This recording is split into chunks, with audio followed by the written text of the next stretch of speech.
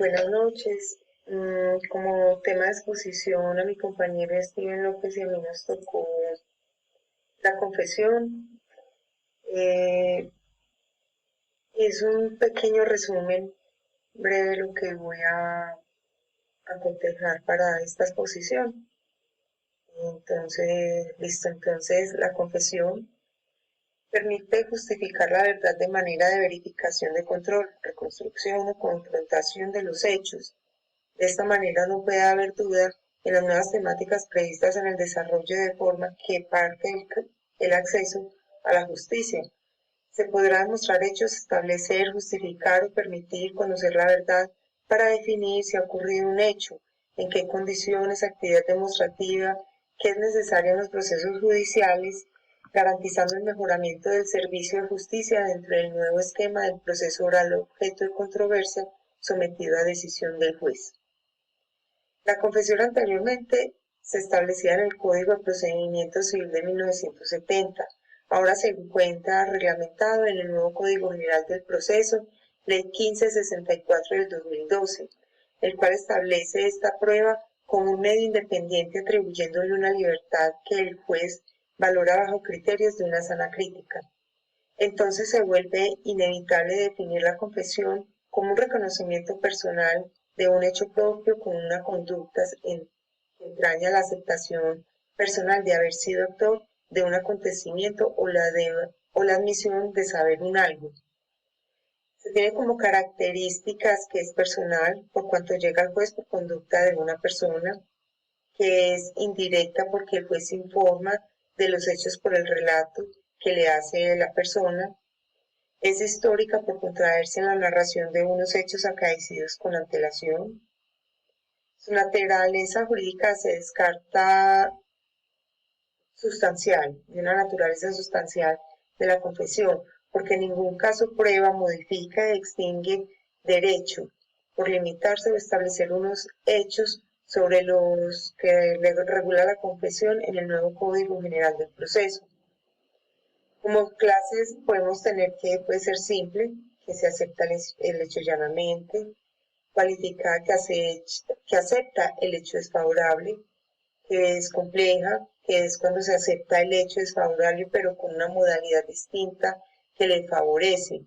Se reconoce deber la cantidad afirmada por el contraparte, pero con un plazo mayor del indicado por esta o una rata de interés menor. Puede ser compuesta, tiene ocurrencias si se acepta el hecho desfavorable, pero se pretende informarlo o dejarlo sin efecto mediante otro que no tiene relación con él. Según la persona ante quien se haga, puede ser judicial o extrajudicial. Judicial es la que se hace entre un juez en ejercicio de sus funciones.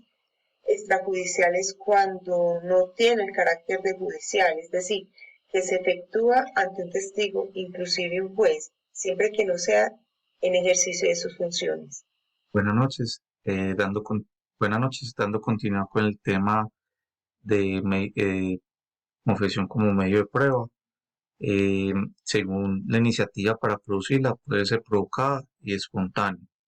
La provocada se produce en merced de interrogatorio solicitado por la parte o de oficio por el funcionario judicial, mientras que la espontánea se obtiene por iniciativa de la parte y si tiene ocurrencia en determinados escritos que la ley presume, como ocurre con la demanda, la preposición de excepciones de mérito y sus respectivas contestaciones.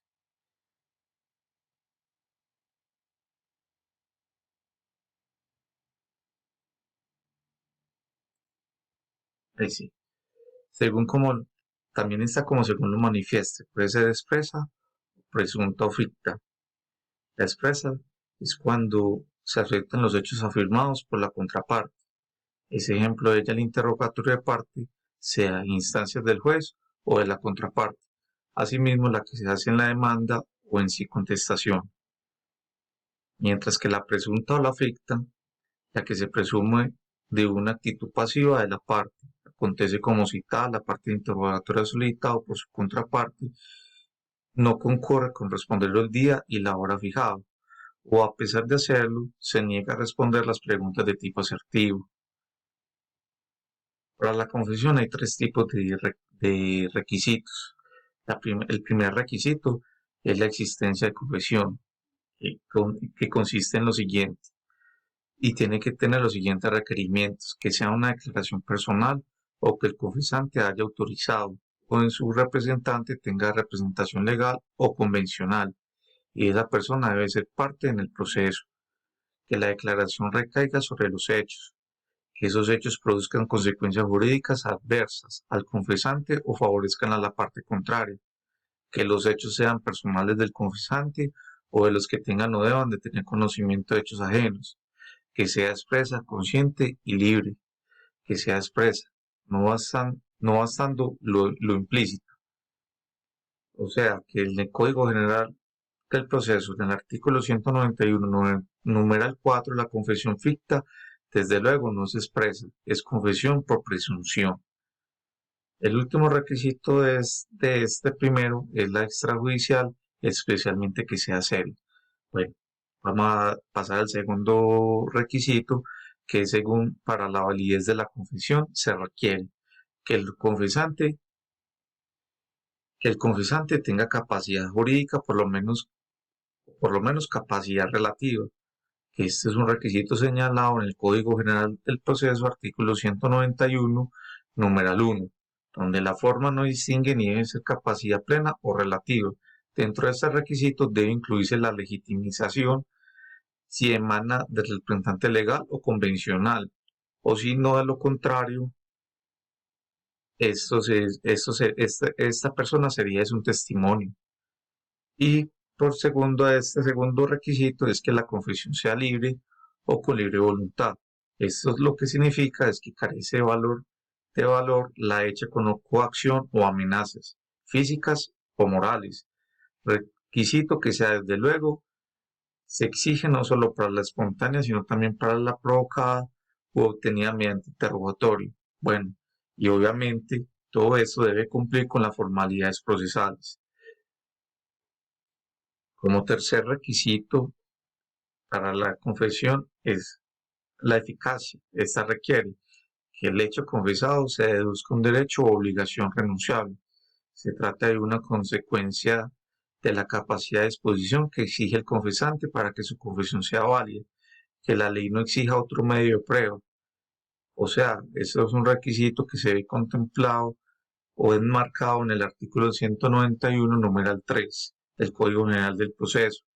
Otro requisito es que esté probada la confesión si es extrajudicial.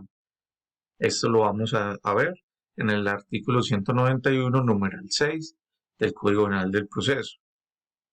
O sea, que esta exigencia extensiva a la confesión que se traslada de otro proceso. Por último, este requisito de la eficacia es que tenga eficacia después de aplicar las reglas de la sana crítica. O sea, la confesión será pues eficaz si después de su análisis individual, de su confrontación con las demás pruebas, del examen de posibilidad física del hecho confesado, de sus relaciones con el tema probado, de las circunstancias de no estar desvirtuadas por otras pruebas, de su seriedad, lleva convicción al juzgador como elemento de demostración, convicción, que como admite grados, produce igualmente grados de eficacia. Esto es algo corto que hemos dado por la confesión, dando un resumen a un campo grande para dar por expuesto nuestro tema, pero en sí para poder dar cumplimiento en las plataformas virtuales. Espero hayan sido de su agrado, compañeros, y por eso muchas gracias y les saludamos Diana y yo. Hasta luego.